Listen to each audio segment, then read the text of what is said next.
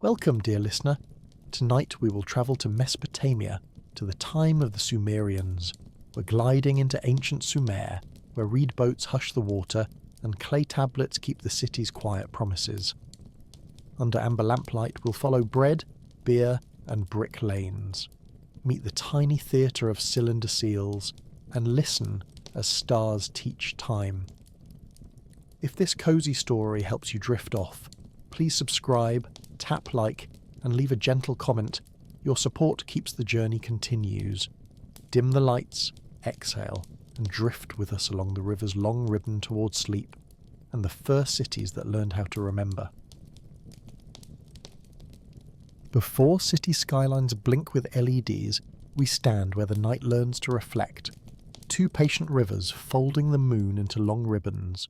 Your phone is quiet, a reed flute is not. The marsh breathes like a sleeping animal.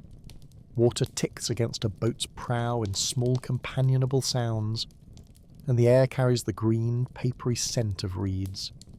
A lantern glows in a ring the size of a storyteller's hands. Time moves more slowly here, measured in the tilt of light and the weight of warm clay. You can hear distance, frogs practicing bass notes, a late bird stitching itself to the dark, an oar lifting and setting, with the unshowy confidence of a practiced shoulder. The river plain lies ahead like an invitation. In the day it is a sheet of brightness. At night it is a long, whispering road. Along its banks, reeds stand like polite crowds, making room for boats that nose in with bundles of fish and baskets of grain. The water gives, then asks. Bring dikes, bring channels, bring cooperation. Families answer with baskets, shovels, and a stubborn cheer you recognise from kitchens and markets everywhere. In many seasons, water learns to flow where people guide it, and the soil, grateful in its quiet way, rewards steady hands. This is not a story of sudden miracles, it is a story of repetition, of the daily arithmetic of mud and hope. At first light, a man lifts a wooden mould and presses it into wet earth. When he raises it again, a rectangle comes with it, a brick, weighty and humble, a good citizen of future walls. The pile grows beside him, loaves of mud that the sun will bake into memories. Straws cling to the edges like errant hairs. The brick keeps them anyway. Everything here keeps something. The river keeps silt, the straw keeps shape, the air keeps warmth and returns it at evening. The hands keep skill, then teach it. If civilization had a favourite verb, it might be to keep. It certainly has a favourite smell. Clay warmed all day, cooling, now releasing a note like honest bread. Reeds do domestic work, they twist into ropes, they arch into houses whose ribs curve like the inside of a whale. They become mats under knees and backs, baskets for fish, screens that persuade the sun to be gentle. Step inside a reed house and you meet the soft side of resourcefulness. A floor that holds cooler air, a hearth that mutters secrets from barley and onions, a pot that remembers recipes by sound, a tidy glug and a slow whisper. A child leans on the threshold and hums to the pot as if persuasion helps. It often does. The open floor plan here is original. One room plus whatever the weather allows, and it comes with the best kind of window, one that can be rolled up. There is no closet. There is, however, a corner that becomes a closet when a woven curtain decides to be brave. Follow the lane. The ground underfoot is baked brick and tamped earth, warmer on top than below, as if the day left a thin blanket behind. You pass a doorway that exhales coolness into the dusk.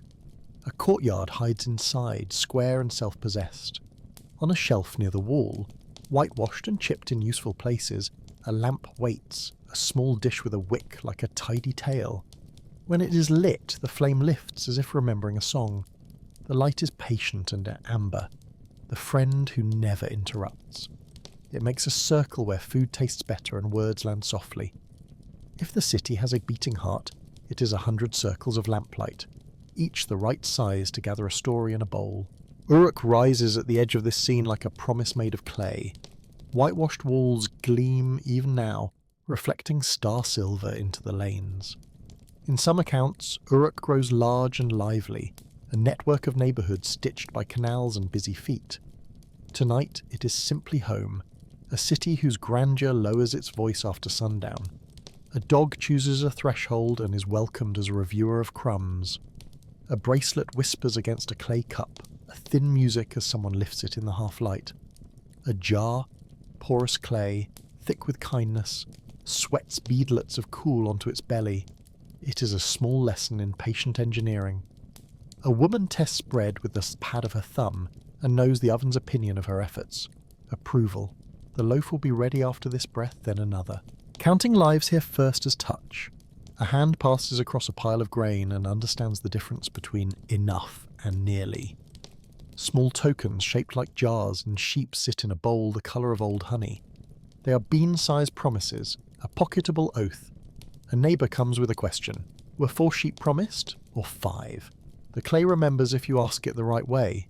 The tokens slide into a hollow ball of wet clay, and a seal rolls over the surface, unspooling a tiny parade of lions and plants, and a person who looks like an idea in a hat.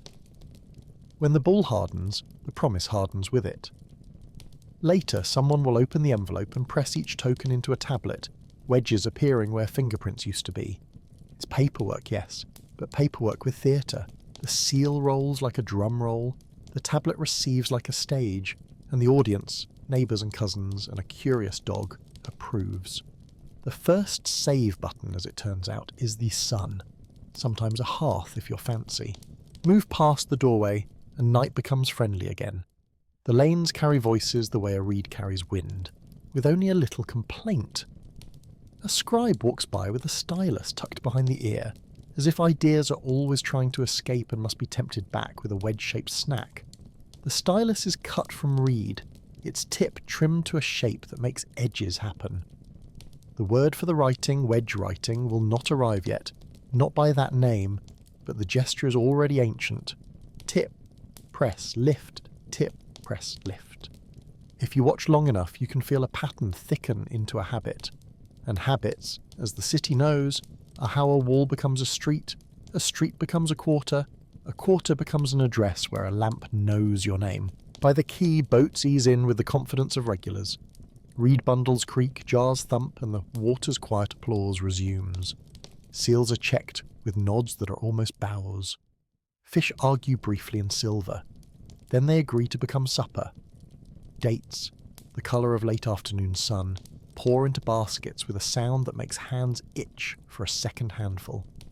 Wool bales arrive, fat with promise, and someone presses a palm to the side as if greeting a slow, generous animal. Prices live in breath tonight and in clay tomorrow. It is the city's way of saying yes to both. Yes to the conversation, yes to the record. We turn our eyes to the skyline. There in the distance, a stepped platform tends the horizon. It does not shout, it stacks its quiet, one level at a time, a deliberate stare laid against the thought of sky. Height, here, is a grammar. It says the roof is not the end. It says the conversation between ground and heaven is ongoing, and anyone who lights a lamp is already fluent in its opening lines. We do not climb, we let distance do the work of reverence. Night appoints stars, and the platform holds them like a tray. Inside a house, the courtyard becomes a soft amphitheatre. A fig tree tries on each breeze for size. A jar leans in its sling, cooling its own thinking. Water seeping through pores to meet the evening air. A child rehearses a sign on a damp tablet. Grain, perhaps, or sheep, or person. The wedge goes crooked. The teacher erases with a wet thumb. It is Clay's most generous trait, its willingness to forgive. The child tries again, tongue tucked in concentration, and the wedge lands true. The tablet will dry by the lamp, then nap on a shelf among others. Records of soup and poetry, of measures and names. The house gathers such things the way a body gathers sleep, small and regular, restoring something you didn't realise needed restoration. Supper thrives on trustworthy rituals. Porridge thickens with patience. Flatbread puffs against the oven wall. A short line of bowls waits for ladles to choose favourites in strictly fair rotation. In many rooms the flavours are the same. Barley, onion, herbs that remember river mud. But each cook edits the recipe with a personality that can be tasted. Someone applauds softly when the bread comes free in one elegant curve. Someone else demolishes a date with the serene efficiency of a seal tearing across clay. The kitchen is a compass that always points to hearth, and the city orbits it the way ducks orbit a lull in the current. Tools lay down their day, quern smooth against the palm, knife warm at the handle, stirring stick showing a polished record of every stew that ever taught it. The market never really sleeps, it only lowers the volume until dreams can hear themselves. Vendors at the edges of lanes talk in the blended dialect of patience and sale, a language shared by markets everywhere and everywhen. A weaver minds her loom with the attention of a gardener. The cloth grows in a tidy field between uprights, line after line, the sound a faintly musical arrangement of creaks and taps.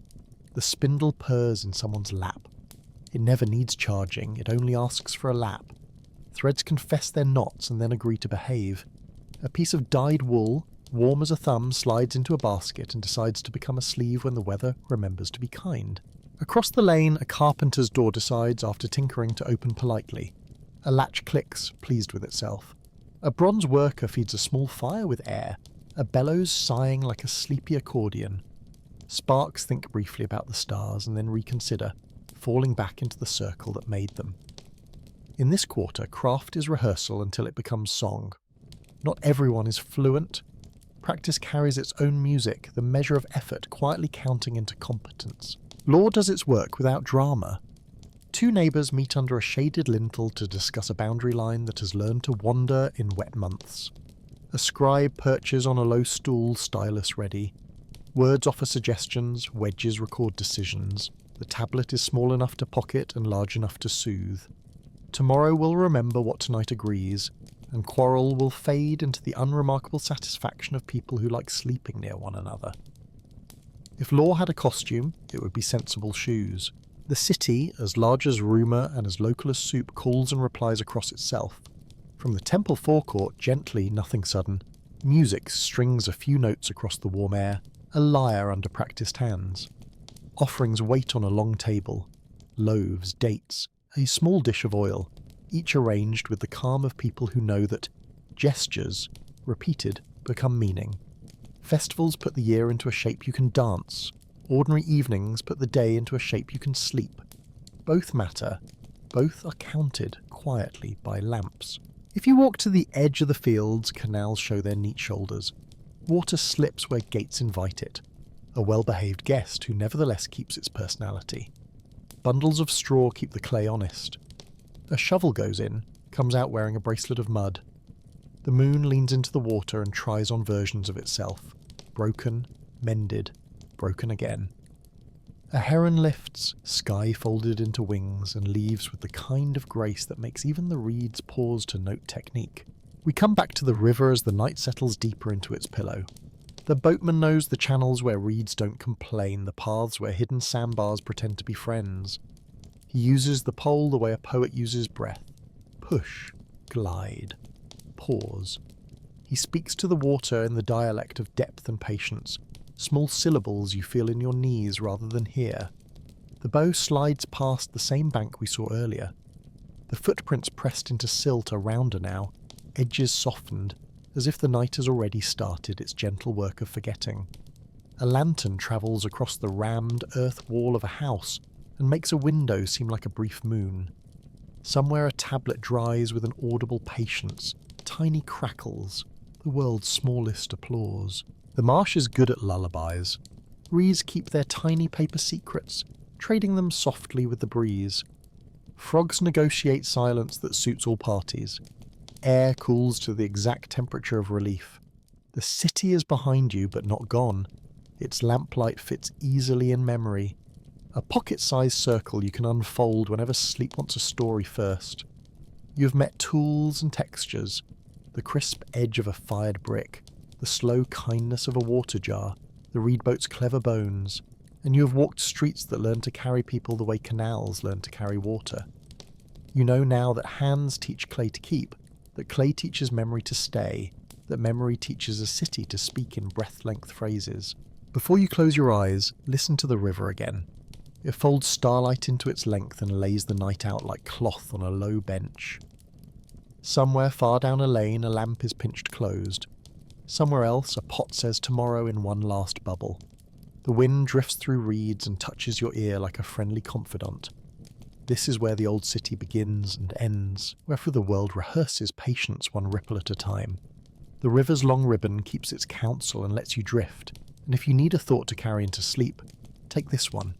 Clay cools, reeds whisper, and the night, here where water and hands made a home, remembers how to reflect. Before spreadsheets and calendar are reminders, a low table with a bowl of water did the honours. Someone smooths a fresh rectangle of damp clay, wipes a palm on a reed mat, and decides a thought should outlast a voice. The room is small, cool and orderly, shaded from the heat that presses the streets into slow afternoon. Shelves hold tablets in quiet ranks, some still soft under a cloth, some fired into a warm stone memory. A reed stylus lies ready, its tip trimmed to a neat wedge, the simplest tool with the longest job. The lamp nearby lifts a small flame steady as a patient heartbeat, and draws a little gold across the floor. You feel the hush of intention. You feel clay waiting to be told what to keep. The teacher shows the stroke again, tip, press, lift. The gesture is modest, almost shy, but every civilization has its favourite repeated motion, and for this one it is the wedge. Where once a sign looked like a sketch of a jar or a sheep, now strokes gather into tidy arrangements that travel faster across clay. The pictures do not disappear, they learn to dress for speed. A boy watches, tongue tucked in concentration, then tries his hand. One sign wanders like a polite guest looking for its seat. The teacher erases with a damp thumb, and the clay forgives without comment, again and again. The room knows this rhythm so well that even the shelves seem to breathe in time. When the air stirs, it carries the bright dust of scraped tablet edges and the faint, earthy sweetness of wet clay. Someone rolls a cylinder across a practice slab, and an entire tiny world unspools. 2 lean goats mid-prance, a palm tree that believes in posture, a figure standing between them with the calm authority of a door that knows how to be closed. A seal is a signature that tells a story on the way to saying, "This is mine." The carver who made it sits elsewhere on the street at a bench kissed by daylight, turning a hard bluish stone in clever hands, carving a universe no wider than a thumb. Each groove means another bit of identity secured, another little theatre ready to play whenever the seal meets soft clay. Paperwork can have panache, here the panache rolls. Counting has lived many lives before it reaches the tablet. In older days, a handful of tokens, bean-shaped for jars, disc-like for sheep, cones for measures of grain, would rattle in a clay envelope, the promise sealed and kept until opened again. But tokens swell and rumours travel. Better to press the truth where it can dry. Now the wedge takes over. Circles and lines mark 1, 10, 60. The city chooses base 60 with the comfortable confidence of someone picking a table at a familiar cafe. You do not need to know why to enjoy the grace of it. You only need to see how time later inherits this preference. Hours of 60 minutes, circles of 360 degrees, all of it a gift from a room that smells like a riverbank on a warm morning. Draw a circle with your fingertip on the tabletop and you can almost hear future astronomers nodding, very far away and a long time from now. The scribal day is not all columns and counts. Proverb tablets rest on a shelf like friendly relatives who have come to help with the heavy lifting. A student copies lines that teach gentleness by sturdy repetition. Be fair in weights, be careful with words, be generous with bread. The lesson is a hinge. The mind opens and closes until it swings easily. Homework exists, yes, which is to say practice. And students throughout the centuries will love and not love it in precisely measured proportions. But when a line sits right, when a sign lands true, pride is a small lamp that does not flicker. In the next room, a tablet moves from soup to poetry without changing its tone. A list, a hymn, a receipt for jars of oil. Clay shows no preference. It keeps what we give it and asks only for time and heat. The first save button remains the sun, sometimes a hearth. Sometimes, for important texts, a kiln whose reliable heat lets a tablet travel across centuries like a seed sleeping in a jar. Fired tablets survive fire itself, which feels like a quiet boast, though clay would never say so. It has the demeanour of a librarian, tidy, patient, and secretly delighted when someone asks to read. Not every calculation is domestic. A scribe in a courtyard lists offerings for the temple.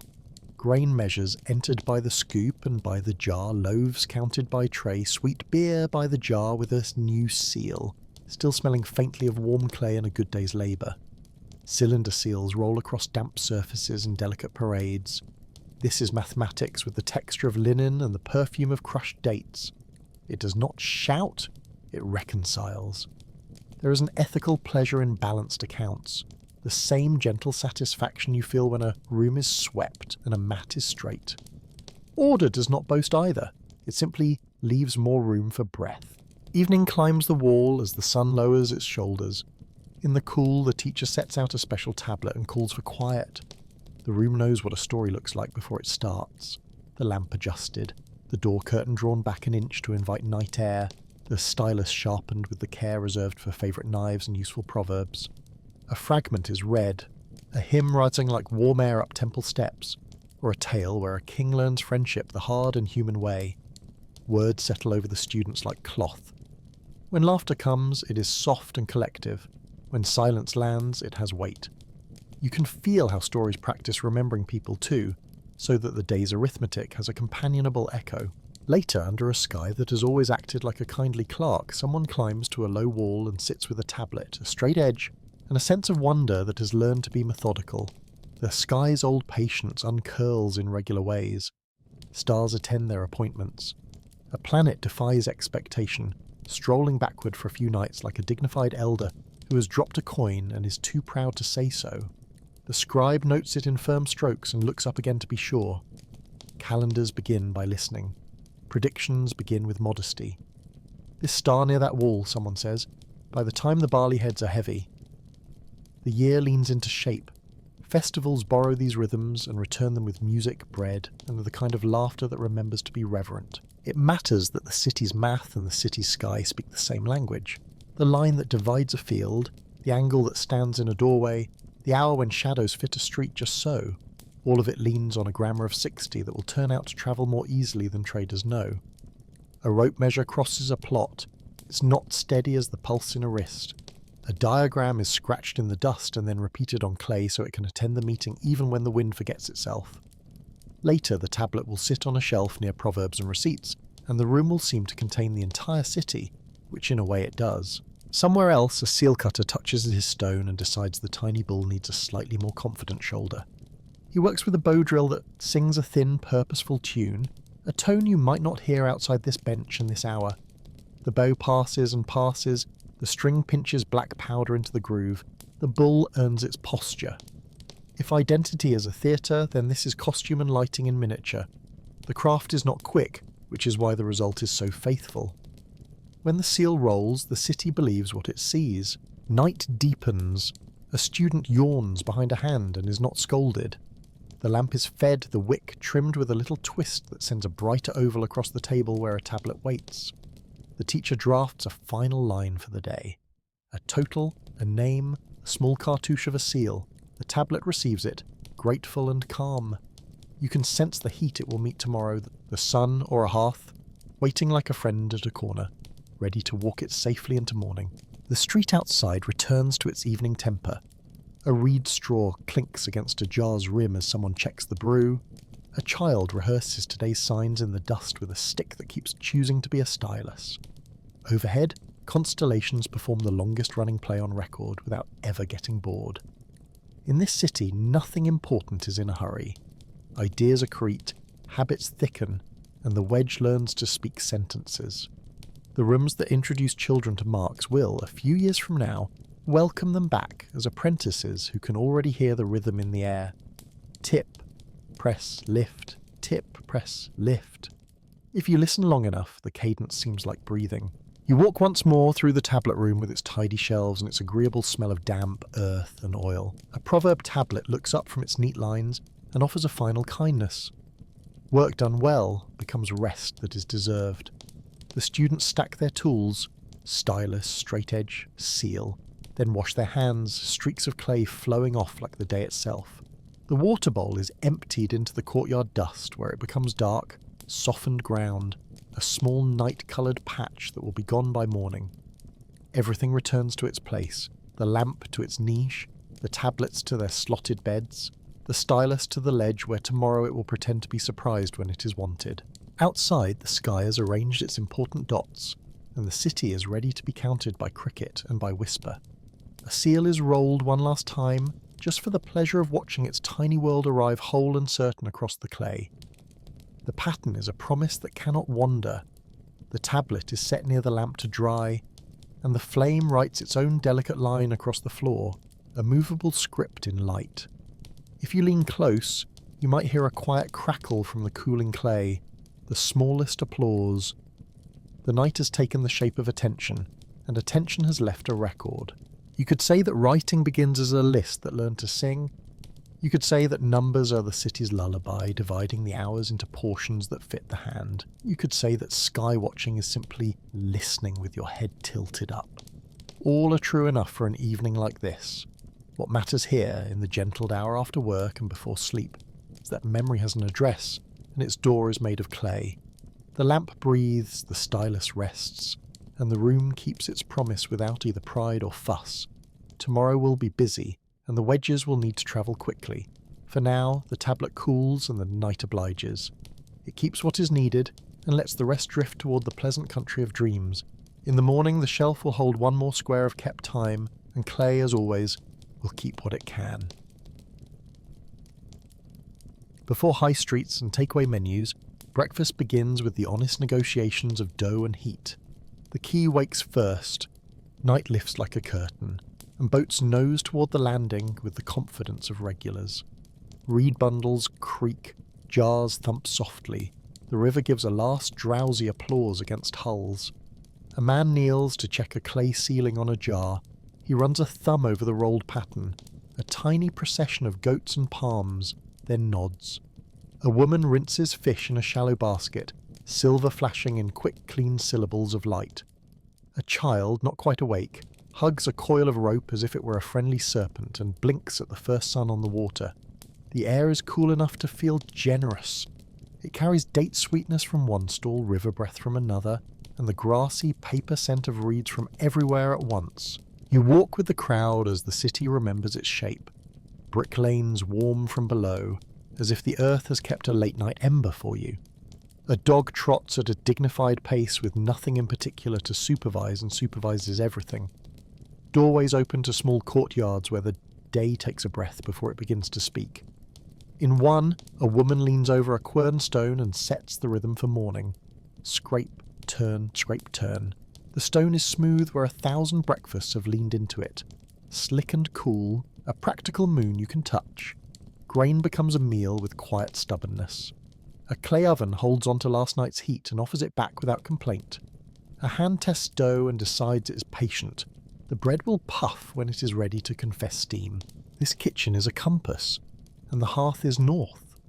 Pots mutter in familiar dialects.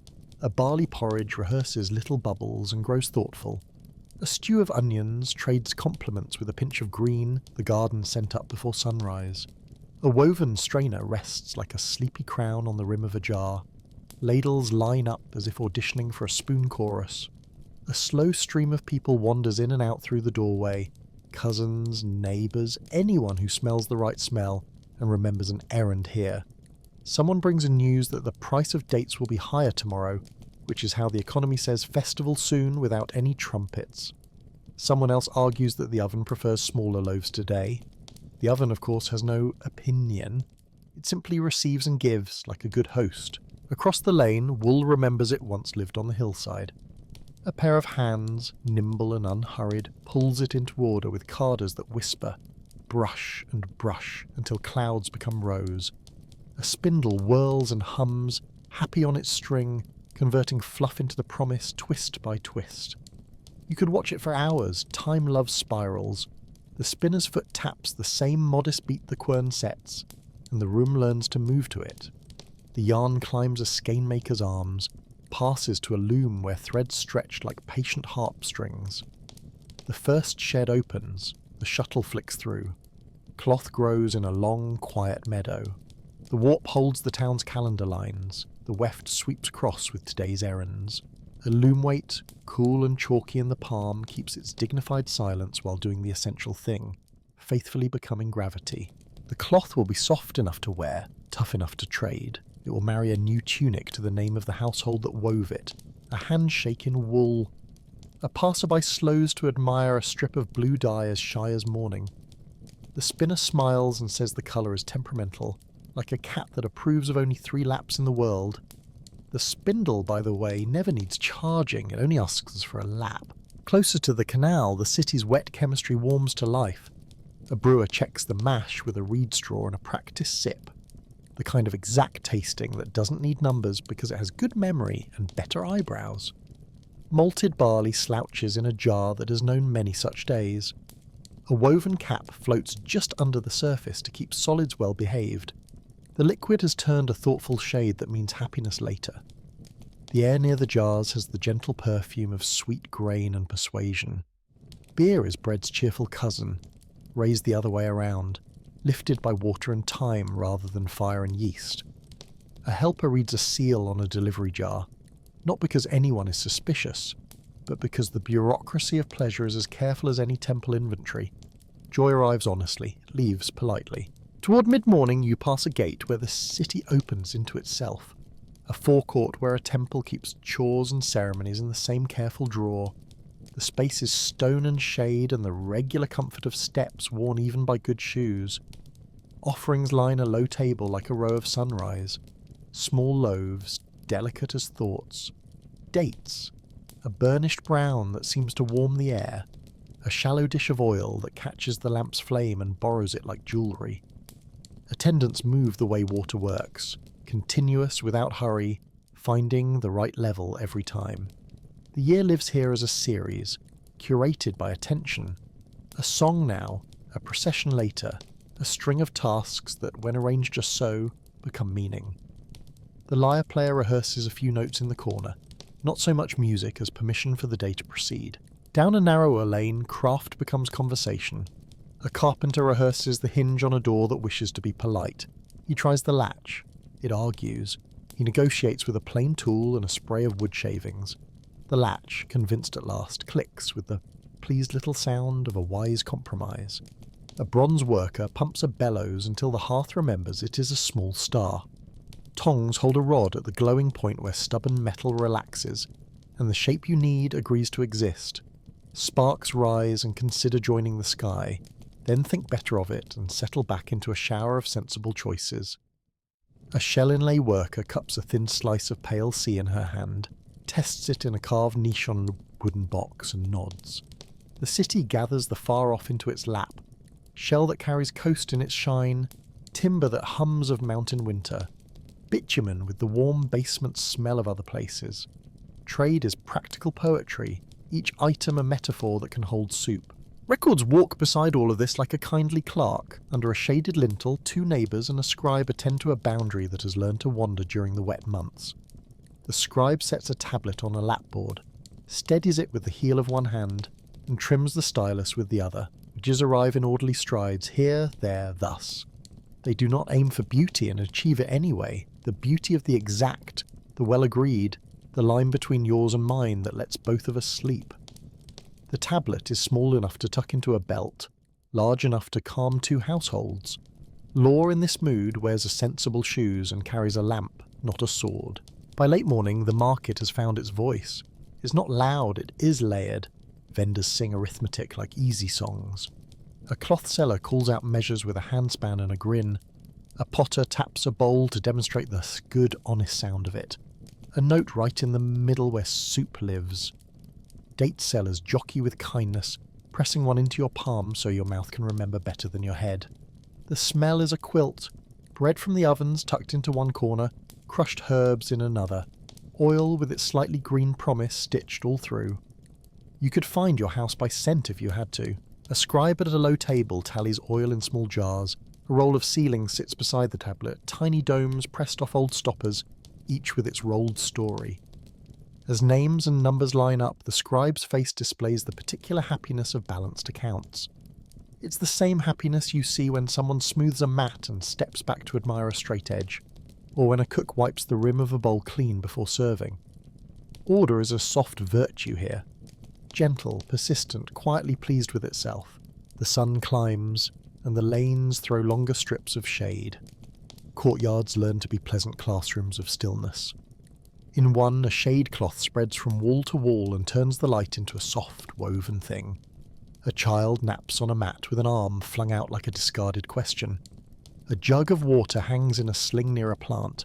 Beads are cool, sweating into the air, the simplest air conditioning and the most dignified. A fig tree tries on each breeze. Somewhere a cat decides to improvise a sermon on the subject of ownership and is ignored with admiration. In the middle quiet of the day, you hear the city count by other means. A ladle knocks on the side of a pot 3 times, ready. A gate hinge sings its brief verse. A pack rope slaps a steady beat against the flank of a patient donkey who knows the route better than any map. The sun, plain and absolute, draws a gnomon's shadow from one tile to the next. No one is looking at a clock, and yet everyone knows the time. The hour of sensible shade, of gentle talk, of letting the day sip water and not ask for more. Work returns in smaller sips. A weaver ties off a length of cloth, pats it to flatter its future, and sets it aside. A baker rubs flour across a wooden paddle until it feels like a familiar handshake, then skims a thin bread into the oven's amber mouth. A child draws lines in dust with a stick, practicing wedges on the street the way others practice hoops, and a passing scribe nods and ruffles hair with a hand that still carries the shape of a stylus. A door mends itself in the carpenter's hands and decides to be agreeable for the rest of the day. The bronze worker peeks into the hearth and lets the fire know that the agreement continues. You will be fed, you will behave. At the key again, afternoon leans toward evening. A crate of onions sighs as if relieved to have made it safely. A jar arrives sealed with clay and string, its mouth bearing a fresh roll of somebody's small saga. A fisherman with an eye for poetry holds a scaled beauty up to the light so it throws a broken coin of sun onto the wall. Kids shout the way birds do, only less obedient to rhythm. You remember briefly how far all this travels. Grain from fields just out of sight. Wool from hills you can only imagine. Shell and tin and timber from directions that smell like stories. You follow a lane that remembers 100 feet per morning and twice as many in festival season. House fronts keep their secrets politely. One has a row of clay nails pressed into the wall near the door, a place to hang things that want to live near thresholds, a basket for errands, a coil of rope, a tool whose job is always soon. Another doorway frames a woman sitting with a child, both eating quiet bread as if it were a lesson in how to be kind to the inside of a day. A little household shrine in a wall niche smiles under a bit of polished shell. The city walks beside you without insisting you look at it. It knows you will anyway. When evening finally takes charge, it does so with lamplight rather than decree. The forecourt glows without calling attention to itself. Music spills out of an open door, lyre strings stepping carefully, finding a melody as if the tune were shy. Offerings have been seen to. Hands have been washed and dried on a cloth that once was yarn, that once was a sheep's thought of shade. People stand in the part of the day where work softens into talk and talk into listening. The market is closing its eyes one stall at a time. The air remembers bread. Somewhere a pot finally says enough and stills. Supper is a council that meets in bowls. Porridge greets stew and both make room for herbs and oil. There is a rustle and a hush as ladles choose favourites in a rotation that is always fair, if not always swift. Laughter starts small, like a lamp being coaxed to brightness, then steadies. A story does the rounds. The brewer's cat has learned to sit on sealed jars because the sealed ones are warmer. This is reported as news of importance, and correctly so. Another neighbour swears she saw a heron steal from a fish basket with the dignified delicacy of a scribe signing his name. The dog under the table receives evidence in kind. In a side room, someone smooths a little tablet and presses a few wedges. Today's totals, promise, and name. The cylinder seal rolls its world across damp clay. Pairs of animals, a plant, a figure whose calm has been carved into certainty. The pattern says what the voice might forget. When the tablet rests near the lamp, the light writes a thin gold line across it, a sentence in a different alphabet that means simply kept. After the meal, courtyards breathe. The hotter day is now a rumour. The water jug hanging in its sling sweats a circle of cool on the wall. The finger that touches it comes away with a pearl of chill to place on the wrist. Stars rehearse their appointed entrances. A low conversation turns to quiet. Quiet turns to the small instruments of bedtime. A mat unrolled, a lamp wick trimmed, a last sweep of the threshold to escort the dust politely outdoors. You can feel how the city rests in layers. River sleeping under reeds, fields sleeping under stars, streets sleeping under the idea that tomorrow will remember today without asking too many questions. Before you wander back toward the quay, visit a garden that has kept a corner of the world calm on purpose. Onion tops stand like green exclamation marks of forgiveness. A bit of mint, nibbled by the day, improves the air without any fanfare. A clay jug leans in the shade, full of intentions for morning. This small patch edits the day, keeps what was good, promises to compost what was difficult. A lizard considers your presence and decides you are not an emergency. Now the lanes you came by are unspooling behind you, calmer and a little proud. The door closes with a new, civilized confidence. A loom in the far rim holds the day's last thread like a thought that will still be true tomorrow. On the quay, the water speaks its reliable dialect of slip and hush. A late boat arrives, the pole making friendly knocks against the gunwale. The first stars have chosen their places. The city gives you back to the river, which is the oldest way of being escorted home. And so the day that began with the honest negotiations of dough and heat ends with the city easing itself into 100 lamplight circles. You can carry one of them with you, a space just big enough for 4 faces, 2 bowls, and the reliable hush after laughter. The kitchen has pointed north all day. Every street you took curved back to it without seeming to. Bread still warms the air a little. The spindle, quiet now, waits for tomorrow's lap. The latch, newly polite, agrees not to argue until morning. The brewer's jars settle to a thoughtful silence. The market folds its scents and puts them away like good cloth. If you listen for it, the city's lullaby is the sound of measured things. Ladle taps, hinge sighs, lamplight breathing, the soft arithmetic of satisfied bellies and accurate records. Sleep will find you easily here because the tasks have finished their sentences. The hearth is still the compass. And if you need a last image to tuck behind your eyes, take the simplest one. A flatbread, puffed and golden, going willingly to the bowl. A hand beneath it steady as a promise. The lane just outside, warm on top and cool underneath. And the sense that all these brick paths, for all their meandering, always lead you back to the same bright, ordinary star, the kitchen's quiet north. Before libraries loved tall shelves and paper that smells like rain, an older library sleeps as rows of clay. The room is cool, the lamp is small, and the tablets wait like patient turtles, stacked and labelled, in a script that looks like the river-taught lines to make ripples. You can feel the quiet concentrate. A breath you didn't know you were holding moves out, slow and useful, as if the walls themselves exhale. Outside, the city folds itself into night's soft geometry, courtyards making squares of shade, lanes learning to be rivers of air, and the library keeps watch. Some tablets count jars of oil and baskets of barley. Some hold proverbs that have the good manners of old friends. And some speak of kings, floods, and songs you can almost hear if you lean close to the clay. A scribe lights the lamp with a practiced hand. The wick takes fire as if it recognizes an assignment. In the oval of light, a tablet's wedges glow like small dunes at dawn. Tonight's reading is a story about a city king and his friend.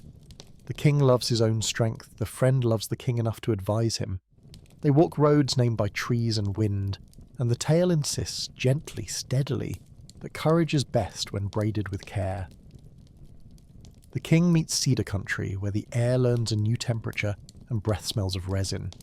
He discovers that victories make poor pillows. The friend reminds him to sleep anyway. This is not gossip, it is instruction softened into music.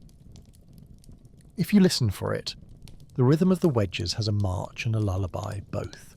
The lines arrive like footsteps on packed earth, and then wait, like travellers who know the value of shade. Elsewhere in the room, a shelf holds hymns that stage their own kind of wisdom. A temple does not need to be loud to be grand. It needs steps measured and learned by feet and days that agree to hold shape. A hymn can climb like morning, steady, polite, a little warmer with each line. Bring bread, bring oil, bring the reed flute. the lines seem to suggest, and bring your better self, the one that remembers how to walk at the same pace as neighbours. The lamp nods as if in approval. The air smells of clay and a faint whisper of oil, clean, earnest, loud. You can imagine the city beyond, each household finding its way through the Sem sequence of chores and kindnesses that make a place worth the name. Tonight the story of the king pauses at the edge of the known world, where cedar trunks make columns of shadow and birds write short comments across patches of sky. The heroes speak to strangers and discover the universal language of hand signals and bread. A guide shows them how to name winds and read river shoulders. A trader, amused and kind, offers advice at the going rate, which is a slice of dried fish and a promise to behave. The king's muscles have learned to listen. He is less interested in shouting at the world and more interested in hearing it reply. This is a good development. It's also, you suspect, what the story wanted all along. When morning comes to the caravan road, a morning you can feel even in a lamplit room, Lapis begins its long speech. It's the blue that tastes like cold water looks. It comes from mountains you can't see from the city. It carries a rumour of snow, a hint of breath that bites, and the sturdy quiet of stones that began their lives when the world was still figuring out its best shape. Traders lead donkeys in a line that moves like a thoughtful snake. Packs creak. Bells discuss time in patient arguments. The road itself is the colour of resolve. Shell arrives another way, in baskets lined with reed, pale crescents that bring the sea's cool grammar to a language spoken by rivers. Timber rolls downstream in drafts that act like long, serious sentences, punctuated by men with poles who know the meaning of current. The city's hands meet these travellers at the quay. Seals are checked, wedges record. It's not just commerce, it's a way of stitching far-off weather into local cloth. The scribe puts down the king's tale for a moment and turns a page of the mind toward diplomacy, which, in this city, is an art practiced beside canals. Two neighbours share a gate. Water needs rules the way fire needs a hearth. A tablet records new hours for the opening. 1 hour at dawn for fields to the west, 1 hour at dusk for fields to the east, and a promise to help if the river remembers to misbehave. Officials roll seals like small parades. The agreement is practical, like a mat that fits exactly where people keep tripping. The scribe likes these cases. They are the city's version of conversation, and conversation saves more evenings than anyone admits. When borders shift, and in many seasons they do, the script tightens its sandals and walks to the next meeting. Lamps travel, so do agreements. Law does not thrive on drama, it thrives on neighbours sleeping better. Sometimes the city changes who speaks in its name. A new emblem appears on a seal, a new tone in a proclamation, a new habit at the temple's morning threshold. The streets do not upend themselves. Bread continues to remember how to puff. Spindles continue their slim songs. The ziggurat, patient steps held in place by earth and sky, accepts the new prayers with the same steady grace as the old ones, as if roofs and heavens prefer a consistent conversation partner. Attention. History here changes rulers the way a household changes lamp wicks, carefully, hoping for steadier light. And when the flame is trimmed, the room glows again. The shelves do not sigh. Tablets keep their modest promises, to remember fairly and to keep the edges straight. The temple calendar arrives not with trumpets but with loaves shaped like small suns. Music tests the air and finds it friendly. A lyre, reconstructed from a memory of gold and wooden string, pours a bright ribbon through the shade. The forecourt gathers a day into a measured celebration. Processions walk at a pace any pair of feet can love. Offerings sit in neat rows of kindness. The brewer's jars line up like planets around an obedient star. Children count steps and find them easier in a group. Old friends practice the dignified art of greeting. A priest, practical and serene, checks a list, nods at the good order of it, and smiles the small, specific smile of someone who has learned that devotion and logistics are close relatives. Festivals put the year into a shape the body remembers. Standing, walking, singing, tasting, resting. The tablets will note the gifts. The city will note the gladness. We are ready now to climb what we only looked at from afar. The steps are broad, tuned to the human stride, courteous to knees. Each stage is a plaza that catches wind and thought. The bricks underfoot hold a day's warmth. The balustrade remembers hands. The high air opens like a book you loved once and forgot. At the upper platform, the city gathers itself below. Lanes like threads in a practical cloth, courtyards like stitched squares, the river shining where it uncurls from reeds. A shrine sits in the calm centre, a room that the sky visits first when it considers weather and news. You stand at the edge and discover a familiar lesson. Height is not for superiority, it's for perspective. It lets you see that grain, song, lore and longing line up in the same map, and that every household is a small embassy of the city's larger piece. A priestess sets a bowl of water at the threshold to watch the sky in a quieter way. The water receives a cloud and keeps it until a breeze negotiates release. Everyone involved seems content.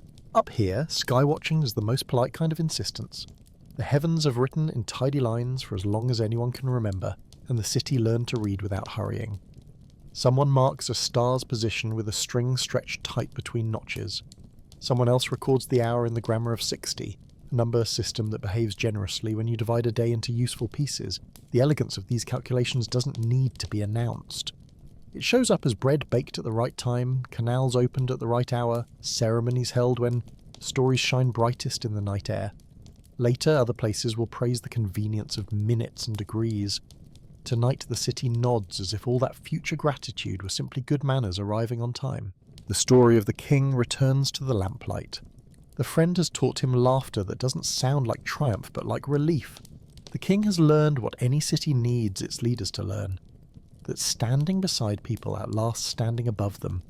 That a door which opens easily has better stories than one that brags. He knows now that floods belong to river countries in the way wind belongs to hills. Water can be a friend with moods. The story makes room for a boat built in good time, with lists that remember every creature and jar, and instructions that sound like proverbs. Seal the seams, count the days, be kind afterward. When the rain remembers to be rain again, the city remembers itself. Streets are swept, shrines are aired. People retell the tale as gratitude disguised as narrative. No one points to the sky as an enemy. The sky, regaining its temper, looks as if it approves. Flood stories travel. They learn new names for the same attention. They turn large problems into portable teachings. Prepare with patience, share when you can, rebuild with the modest heroism of brooms and bread. In this way the river writes itself into lore, into worship, into songs that are both lullaby and ledger. The tablets accept it all, myth, measure, memory, and turn the mixture into a shelf with room left for tomorrow's thoughts. The city seems to relax in that knowledge, like a person whose bed is already made. Music threads through these hours, not as spectacle but as stitching. In a quiet room, a lyre waits on a stand carved with animals who appear to love rhythm. The instrument's face shows the fine logic of joinery. A craftsperson once pressed shell into wood in little crescents that gleam like small moons. A new player sets fingers to strings and draws out honeyed notes that remember courtyards and marketplaces and doors politely closing. The tune reaches the street and changes the walk of a passerby, just enough to count as dancing. Music here is a map that leads you back to your better posture. It asks only for breath and patience. In return, it gives shape to time and a reason to sit a little closer. You can see why festivals keep it near the front of the line. Some legacies are loud, but the ones that last tend to be calm. The city owns several such habits. The habit of 60, kind to divisions and to circles, hums under hours and angles in places that haven't been invented yet. The habit of lists, fair and finished, helps neighbours live closer without tripping. The habit of story, patient and revisable, lets lessons arrive with a cushion. The habit of brick, one rectangle of earth picked up and set down and then another, keeps walls upright and metaphors friendly. And the habit of turning attention into ritual, music, bread, a string of lamps, gives memory a place to sit. None of these shout, each of these carries. Language itself is a polite traveller in this city of learned courtesies. Over time words exchange jackets. A new tongue leans over the tablets and pronounces old wedges in a fresh accent. The script obliges, because the script is practical, a method that stays itself, even when names change. Teachers show students how an older word wears a newer grammar. Students, amused and a little proud, practice. Two languages live together like neighbours who share a wall and borrow spices. If the lesson is difficult, it is also delicious. The tablet room becomes a little choir of bilingual murmurs. The shelves understand they have housed more than one certainty before. Trade keeps folding the world toward the city. Lapis comes with jokes from the road. A donkey who preferred poetry to progress. A cook who could make snow taste like summer. A small stone that insisted on being lucky, and then was. Shell brings gossip from the coast. Waves that kept their appointments exactly. Fishermen who believed in the precise geometry of nets. Timber floats in with patience learned the hard way. Is grain telling the eye how to shape doors that will not sulk in the rains? Bitumen arrives with its warm basement smell and a habit of fixing things without vanity. The key remains the best table in town for the kind of conversation that requires pointing, tasting, and an extra wedge or two on a receipt. The city grows richer in the currency it prizes most, textures. The scribe who lit the lamp earlier, steady hands, practical shoulders, turns to a shelf labelled for law. Tablets there bear boundary decisions, inheritance agreements, lists that make room for compassion. Who receives a portion when a household thins, how to repay a debt without ruining a friendship, where the line runs when water persuades a bank to wander. The law's voice is not a trumpet, it's a handbell in a quiet room, clear, specific kind. If a dispute grows tall, the tablet makes it kneel. If a memory grows inconvenient, the tablet makes it accurate without scolding. You can see why people sleep well when records are kept. Tomorrow feels less like weather and more like a plan.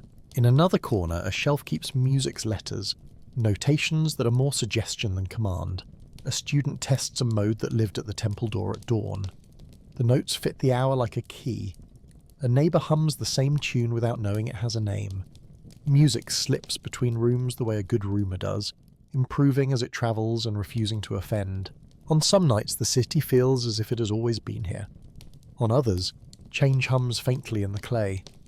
When a broader power gathers the smaller ones under its shade, the streets adjust the way a quilt does when you add a new patch. Edges smoothed, seams checked, the whole picture widened. The city keeps its river habits and offers them upward, like advice that doesn't mind who gets the credit. Measures remain measures, markets remain polite, the ziggurat remains a way to speak with height. The shelves welcome new directives with the same even spine they give to barley tallies. Continuity, it turns out, can be a form of bravery. It refuses to scatter. Time moves forward. It always does, despite the best wishes of lamplit rooms. Seasons stack, and some tablets break, and some are fired hard and survive the very fires that tried to end them. Centuries later, hands arrive with brushes and a different accent. Dust lifts in puffs that feel like sighs. A fragment reads its first fresh eyes in a very long time. The wedges are still sharp. The signs are still themselves. A reader smiles the private smile of someone who has just been greeted by an ancestor in a crowded station. The tablet performs the smallest miracle. It makes an old morning share a bench with this one. The excavator tilts the piece against the light, careful, reverent, and the room seems to fill with the river's patient voice. The clay was always willing to wait. That was its only boast. In a museum later, a shelf of tablets sits with labels that practice humility. The words on the cards are trying their hardest to be exact without pretending certainty where it is shy. Probably, in many cases, often, they say, behaving like guests who hang up their cloaks before wandering into the room. Visitors lean in. Some see numbers first and feel the comfort of order. Some see kings and hear the whispered drum of a march. Some see floodlines and feel a satisfying itch for good carpentry. Everyone hears a little music if they allow themselves to breathe at the rate the wedges suggest. Tip, press, lift. The habit is contagious. The city's echoes walk into other rooms, hours and minutes, circles and corners, lists and receipts, festivals that put the year into polite procession. Even the idea that stories should sometimes end with practical advice and sometimes with a tune comes from this very place where reed met river and clay learned to keep what mattered. You can travel far with that inventory and always find your way back to a lamp you can carry in one hand. It lights a table, it warms a bowl, it throws a ring of respect around whoever is speaking. The night outside the tablet room deepens to the shade of lapis. The moon decides to be kind. Courtyards become stages for the smallest domestic triumphs. A mat closely woven, a latch that works without arguing, a plant watered at exactly the right time. The air cools to the temperature of permission. You might take a walk, moving the way thinking moves when it's not trying to impress. The lanes remember your feet. A boundary stone in the neighbourhood corner glows a little where the lime wash keeps secrets. A dog lies down so convincingly that you consider the merits of joining the experiment. Somewhere, a baker tests the oven because morning is their business. And business can be love if you catch it at the right angle. We have not left the king entirely. He is older now in the story, which is to say more himself and less of his idea of himself. He has measured a wall and found the measure honest. He has stood on the high platform and realised that the best part of you is humility. He has learned to bless the door that opens easily and to be grateful to the one who made it so. He knows what rulers should always learn, that archives are a kind of medicine, that festivals are a way of feeding courage without breaking it, and that river people must love both shores. He watches boats knit the city to the fields and finds that success is as quiet as water arriving where it was invited. At some hour that doesn't need naming, the reed flute player tries a phrase and gets it right.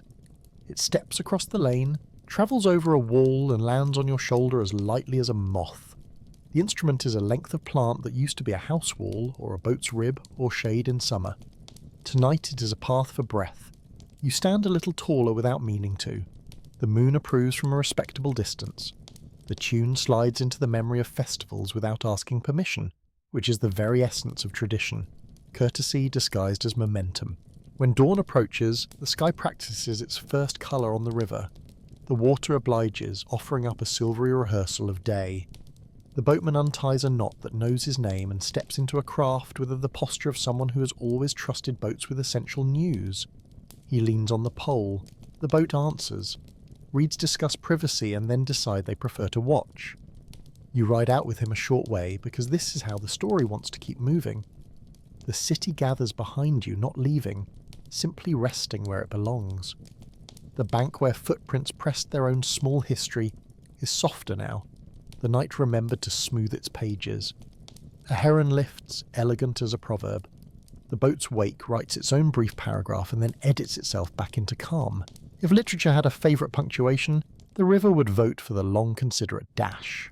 What endures of this place travels easily. Habits of counting, habits of speaking, habits of making time visible and kindness reliable. The wedges taught the hand a dignified motion, and that motion taught the head a respectful pace. Even floods learn to leave tales that help the next season. The city's greatness is not in thunder, it is in good sentences, sensible limits, generous rituals, poems that walk at the same speed as the market. When later ages lean back in their chairs and draw circles divided just so, when they choose the hour by 60, when they keep a ledger that doesn't lie, they are borrowing lamps from this room. In the library, the scribe pinches the lamp's wick and lets the flame narrow to an ember. Then a thought, then nothing. The room holds the afterglow the way a palm holds a warm stone. Tablets cool with audible patience. A crackle here, a small tick there, applause from the material the city trusted most. If the past had a bedside manner, this would be it. Step outside. The ziggurat's edge is a simple line against a sky already planning sun. The forecourt rests with the satisfaction of a list finished and a broom leaned properly. Somewhere a pot murmurs its last bubble and agrees to be tomorrow's breakfast. The key thinks in ripples. A cat audits a row of sealed jars for warmth and finds the sealed one superior as usual. A door closes with the newly confident click of good carpentry. The law tablet hangs in its sling on someone's belt, doing its quiet work of letting friends remain friends. The city exhales. We return to where we began long ago, to the place where night first learned to reflect. The river folds starlight into its long ribbon, and then begins to practice morning, each colour arriving like a carefully chosen word. The marsh keeps its paper secrets. Reeds approve with a friendly rattle. Across the current, a fisherman hums a tune that may be older than his boat. Across memory, a scribe smooths a tablet that may be older than any of our questions. The boat noses along the bank where stories have always come ashore. If you need an image to carry with you into sleep, take this one. A small room where clay rests on shelves, a lamp drawing a circle just big enough for attention, a hand that knows where to press and where to lift. Outside, the city's lanes lead toward the quay, the market, the temple steps, the garden where onion tops shine. Inside, the tablets keep what they can. The river remains a moving shelf that remembers and forgets in balanced measure. And you, given permission by the steady grammar of wedges and water, can let the mind quiet. Kings, floods, and long echoes have all done their best work. The lamp has gone out without drama. The shelves stand content. The river's ribbon widens and explains dawn in its own dialect. Sleep leans in, a thoughtful archivist with a kind smile, and closes the room. The clay will be here in the morning, the city will be too, at exactly the pace your breathing prefers. A short breath, then a longer one. What the Sumerians handed forward is not a single shout, but a way of walking and remembering. The soft authority of lists, the faithful return of festivals, the honest arithmetic of rivers. These are inheritable. They already live, quietly, wherever people set a lamp between them, and decide that what more matters should be kept. The night now truly rests. The water is a mirror doing its best work. The last frog clears its throat and thinks better of it. A cart's wheel mutters far away and then grows reasonable. The city's memory, arranged with care and warmed by hands, hums under everything like a contented hearth. You could float a long time on that sound. If your eyes close, it is only because the story has done what it came to do. Offer a steady edge to hold as the dark changes shapes and the first birds begin to italicize the margins of the light. And when you drift, the river drifts with you. Folding stars, unfolding morning, teaching whatever is next to be gentle. And so, our journey for tonight comes to a quiet close. The story lingers, like the last glow of candlelight, as you drift further into rest. If these gentle wanderings bring you peace, I invite you to like and subscribe so that whenever you wish, you may return and we can travel together once more. For now, dear listener, may your dreams be kind and your night be restful. Until next time.